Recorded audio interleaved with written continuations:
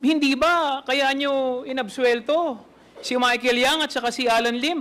Dahil malapit siya sa dating Pangulo na nag-appoint sa inyo. Disagree. Marami na mga chismis at ano. At tayo mga naririnig na involved si Michael Yang, Alan Lim sa We cannot drugs. act on mere chismis kasi hearsay yun, Mr. 2001 po, na-assign kayo sa Davao. Malamang po may alam kayo sa Davao Death Squad. Wala po akong alam sa Davao Death Squad, Mr. Chair, kasi hindi naman po ako naging chief of police ng kahit saang station ng Davao. I was assigned, pareho kami ni Colonel Asierto, as a special unit lahat lang napuntahan ko, Mr. Chair. So hindi po kayo naka-assign sa Davao?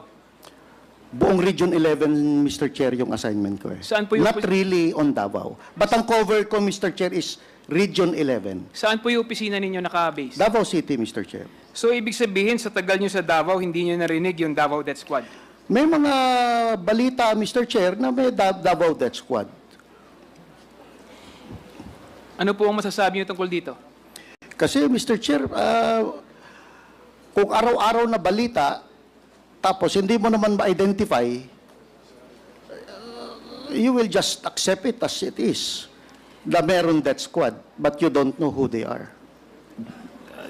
General Villanueva, kilala niyo po ba si Arturo Las Cañas? Hindi po, Mr. Chair. Hindi po kayo magkakilala? Hindi ko kilala kahit, hindi ko man lang nakita ang mukha niyan, Mr. Chair, for my almost 12 years. Okay po. Sir, naging head po kayo ng PIDEA, tama po ba? Opo, Mr. Chair.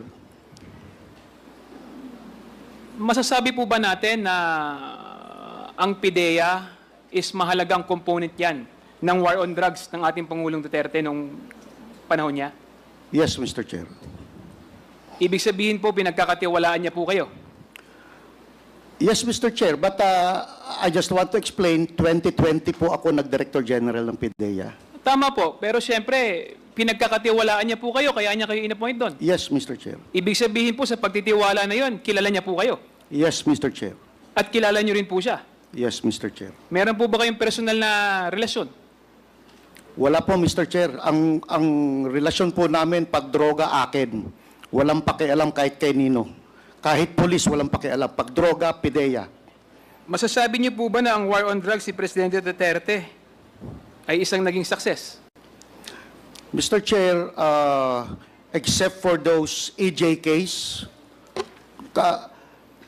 as far as barangay drug clearing is concerned, talagang malaki ang diferensya ng war on drugs. Alam niyo po sa artikulo, merong artikulong nilabas na sinabi niyo doon yung inyong mga accomplishment. Merong 406 elected officials, 127 members of the uniformed services, at kung ano-ano pa. Pero hindi niyo nabanggit doon sa report ninyo kung ilan yung namatay doon sa war on drugs. Meron po ba kayong tali ng panahon na yon ng PIDEA? Mr. Chair, during that time kasi, Mr. Chair, PNP po ang nagbibigay niyan eh. Kasi sa PIDEA, kung ano lang yung operation namin, yun lang pwede namin ibigay. But I cannot say anything dun sa namamatay nang hindi ko, wala naman kaming knowledge. For example, yung mga death under investigation. Sa police po yan, Mr. Chair. Eh. Hindi ba kayo kasama doon? Hindi ba Hindi kayo po kami ini-inform ng kasama ano? doon. Hindi. Hindi ba kayo ini-inform ng opisina ninyo, ng PNP? Or wala ba kayong joint operation? Kahit nga DOJ, Mr. Chair, hindi makakuha halos ng data from the PNP during that time. So wala kayong joint operation? Meron kami joint operation, Mr. Chair. And some of them resulted to death of those suspects. But, Mr. Chair, we also share death sa aming mga kasama. Pero kanina sinabi mo na pagdating sa drugs sa Jew eh. Eh ba't ngayon sinasabi mo hindi kumukonekta sa UNPNP? Pero sinabi mo kanina, sabi ni Pangulong Duterte, pag drugs akin, sabi mo eh. Yes, Mr. Chair. Oh, bakit ngayon itinatanggi mo na sinasabi mo, tinuturo mo PNP? Eh, sila yung may information about death sa yung death under investigation, Mr. Chair. Eh. But it is about drugs. We cannot say if it's immediately about drugs or not because they are still under investigation. Okay. Ito po bang si Colonel Asierto, kilala niyo po ba siya? Kilala ko po yan, Mr. Chair. Kasama Paano ko po kayo talaga. nagkakilala? Kasama ko po dati pa yan, nung nasa academy pa kami, pareho po kami shooter nung kadete pa kami. And then, nung nag-narcom ako, nag-PIDEA ako, Nasa EDSOT po siya, magkasama rin po kami halos. Aware po ba kayo tungkol sa intel report na ginawa niya tungkol kay Michael Yang, Alan Lim, Johnson Chua at si Alan C? Aware po ba kayo dun sa report na ginawa niya tungkol sa Shabu Lab raid sa Davao? Mr. Chair, yung Shabu Lab raid sa Davao, akin yun, Mr. Chair. Isinama ko lang siya dahil gusto naming mag-collaborate ang PNP at PDEA during that time. Pero initially, meron siyang information na merong personality na gumagamit ng certain cellphone na traced sa Davao. But yung laboratory, wala pa po siyang idea about that. Kami po ang unang nakapunta sa Arlene apartment at ma-identify lahat ng personalities na naandun. Hanggang siya, tinuro po kami for 2 months na ituro kami sa Dumoy clandestine laboratory, Mr. Chair. So, pero yung po- kasama na sila during the surveillance operation. So during that time. inaamin po ninyo na yung operation na yun ay sa PDEA. Joint operation yun, Mr. Chair. So nakarating po ba yung report nito kay sa dating Pangulo na Duterte? Naibigay niyo po ba yung report sa kanya regarding dito?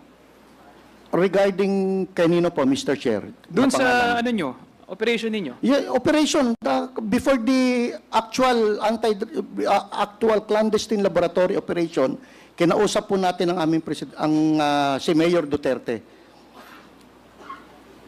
Hindi po ba kasama si Michael Yang doon sa binanggit niyang sangkot sa droga noong 2024 ni Asierto?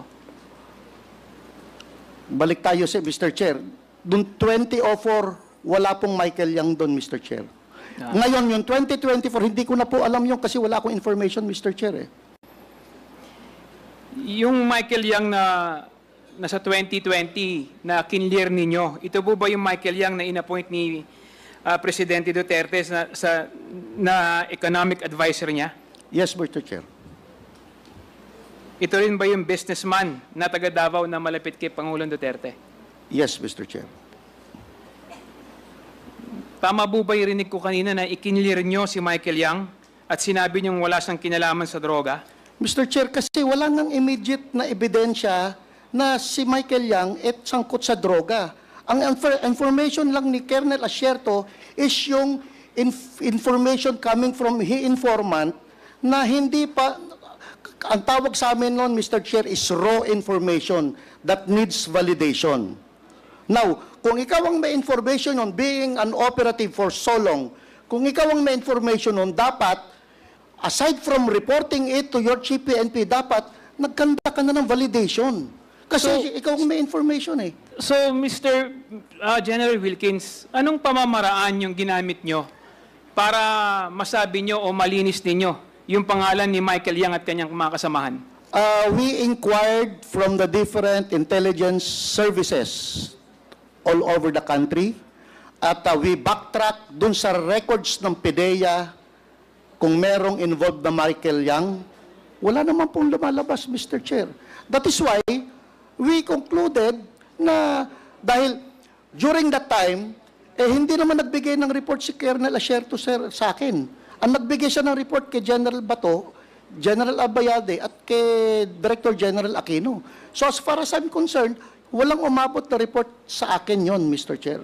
Kung baga kayo ba gumawa lang sarili yung investigasyon or nakipag-ugnayan kayo sa iba't ibang ahensya ng gobyerno? Yes, Mr. Chair. Anong ginawa niyong pakikipag-ugnayan sa iba't ibang ahensya ng gobyerno? Mga tawag-tawag and then inquiry, letters from different... Usually kasi, Mr. Chair, meron kaming grupo talaga na ang bilis ng text lang eh. Text, sir, may involvement pa to. Brad, may involvement pa to. Madali naman ang pasok ng mga information. Kanino kayo nakipag-ugnayan? Anong ahensya? Lahat, Mr. Chair. ISAF, NICA, PIDEG, sa PIDEG. Kasama ang NBI. PIDEG. NBI, AFP? yung NICA, yung ISAF, Mr. Chair, is na under AFP yun, Mr. Chair. DI. Yung DI mismo, sir, kinler sila eh. Kinler si Michael Yang eh. There was a memorandum clearing Michael Yang ng Directorate for Intelligence ng Philippine National Police. Sa ngayon po, sa nakita nyo o narinig ninyo na ginagawang investigasyon ngayon ng Quadcom, nakita nyo po na may mga lumabas na ebidensya. Ano po ang masasabi nyo tungkol dito? Then- Di parang mas magaling pa mag-imbestiga ang Quadcom kaysa sa PDEA. Yes, Mr. Chair. Yes, Mr. Chair, inamin niyo po. Mas magaling No, mag-imbestiga ang Quadcom kaysa No, sa... Sandali lang po. Di mas magaling po mag-imbestiga ang Quadcom kaysa sa opisina niyo sa PIDEA. No, Mr. Chair. Kailan lumabas si Michael Yang? Nung nagkaroon ng drug haul sa Pampanga. Doon pumasok si Michael Yang. Before that, wala namang actual ebidensya si Michael Yang eh.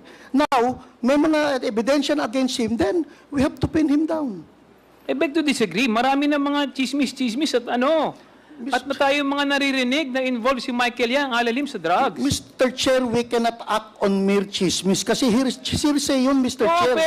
Pero hindi ba kaya nyo inabsuelto si Michael Yang at saka si Alan Lim dahil malapit siya sa dating Pangulo na nag-appoint sa inyo bilang ano? Bilang, sandali lang. Bilang ano? PIDEA Chief? No, Mr. Chair. Hindi ko isasakripisyo ang pangalan ko ng buong karir ko na Wilkins dahil may 3 apo akong anak na Wilkins. Ayoko pong madamage ang pangalan ng Wilkins dahil dala-dala po ng anak ko yan. Hindi ko kinlir si Michael Yang dahil may utang na loob ako presidente. Kinlir ko si Michael Yang because I have personal knowledge na walang ebidensya against Michael Yang. So paano ko siya isasangkot kung wala akong ebidensya? It will never stand in court, Mr. Chair. Paano nga po magkakaroon ng mag-i-stand in court? Hindi nga po kayo nagsagawa ng ebidensya na maayos. Kung nagsagawa po kayo ng ebidensya na maayos, lalabas po yung pangalan niyan. Talagang aminin na po natin. Kaya po ninyo inabsuelto si Michael at si Alan Lim dahil may utang ng loob po kayo kay Presidente dahil in-appoint niya po kayong PIDEA. Wala po, Mr. Chair. No. I beg to disagree. Sinungaling po kayo. Ang dapat Sandali lang po. Antayin niyo pong i-recognize kayo bago niyo po kayo magsalita. Mr. Chair, alam po natin na talagang ang dahilan po ng pag-absuelto ng PIDEA dati kay Michael Yang at Alan Lim dahil po in-appoint nga po ni Presidente si Wilkins Villanueva bilang Director General ng PIDEA. Yun ang dahilan. At kailangan magsabi ng totoo si Director General Wilkins na talagang katulad nga ng sinabi po natin kanina, mas magaling pang mag-imbestiga ang Quadcom kaysa sa PIDEA. Tapos nagtanong po siya sa iba't ibang ahensya.